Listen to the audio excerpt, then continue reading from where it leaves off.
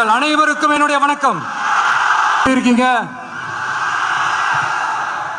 சிங்கம். ஒரு சிங்கம் எப்போ எதுலயும் பெக்யூலியர் தான். ஒரு முறை சிங்கம் கரிச்சிச்சதுன்னா அந்த சவுண்ட்ல ஒரு 8 கிலோமீட்டருக்கு சும்மா அதிரும், எல்லா திசைகளும் அதிரும். அப்படிப்பட்ட அந்த சிங்கம் வேட்டைக்கு மட்டும்தான் வெளியில வரும், வேடிக்கை பார்க்கறதுக்கெல்லாம் வெளியில வராது. வேட்டையில கூட உயிரோடு இருக்கிற மிருகங்களை தான் வேட்டையாடும். அதுலயும் பெரும்பாலும் தன்னை விட பெரிய சைஸ் உள்ள மிருகங்களை தான் குறி வச்சு தாக்கும், ஜெயிக்கும். எவ்வளவு பசியில் இருந்தாலும் உயிர் இல்லாததை, கெட்டு போனதை தொட்டு கூட பார்க்காது. அப்படிப்பட்ட அந்த சிங்கம் அவ்வளவு ஈஸியா எதையும் தொடாது, தொட்டா விடாது.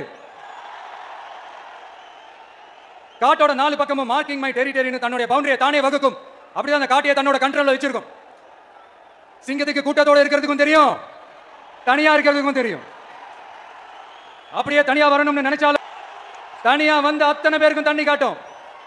எப்பவும் எதிலையும் தன்னோட தனித்தன்மையை இழக்கவே இழக்காது. Yes, a lion is always a lion.